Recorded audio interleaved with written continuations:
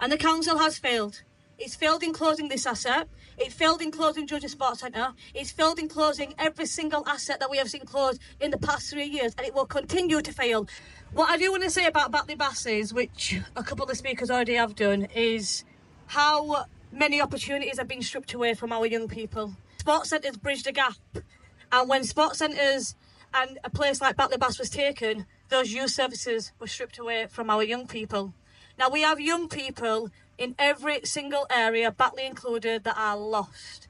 There is no early intervention or prevention or any of those measures being taken or prioritised unless it's a grassroots organisation or a charity that is prioritising that. One thing that I'm very proud to see is that charities and local people have again stepped up where this council has failed. And the council has failed. It's failed in closing this asset. It failed in closing Judges Sports Centre. It's failed in closing every single asset that we have seen closed in the past 3 years. And it will continue to fail because the wrong people are at the top. But the right people are here right now today. The right people, the right residents, the right organisations and the right leaders, you guys are all stood here today and you are stood here day after day fighting against these service cuts. There are people in this crowd today right now that were on the original march. The march that we set up, the original campaign, Save Batley Baths, that came before Stop the Closures.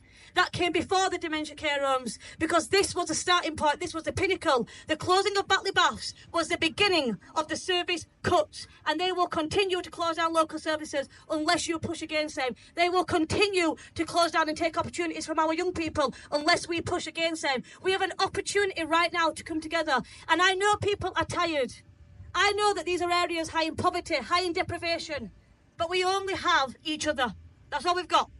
There's no one else coming to save us. We can stand together and we can unite. One of the best things about Batley, like the rest of North Kirklees, the best thing that sits with us is our diversity. We are diverse communities, and that is what brings us together.